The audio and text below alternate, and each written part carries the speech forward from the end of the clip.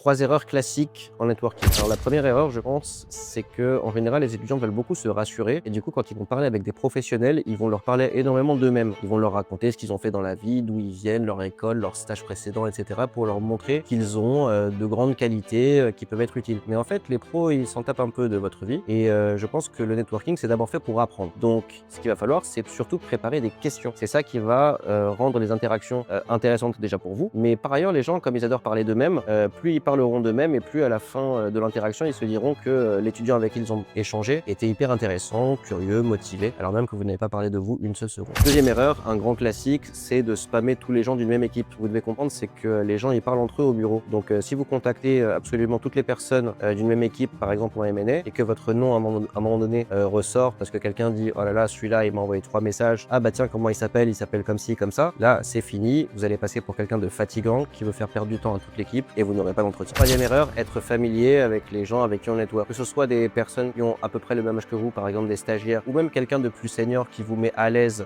parce qu'il est sympa et qui ne veut pas vous prendre de haut. La réalité, c'est que vous devez pas baisser votre garde. Vous devez tout le temps rester professionnel. Évidemment, essayez, si vous pouvez, d'être sympathique, de faire des blagues, etc. Mais toujours en restant correct et ne pas rentrer trop dans le jeu des gens qui vous mettent à l'aise. Gardez en tête que ces gens-là, à un moment donné, se poseront la question de est-ce qu'ils doivent vous recommander pour les entretiens d'un stage. Et si ils ont le sentiment que vous êtes un peu trop familier en général, ils vont avoir peur que vous ayez ce même comportement en entretien avec d'autres collègues et ils voudront pas du coup passer votre CV.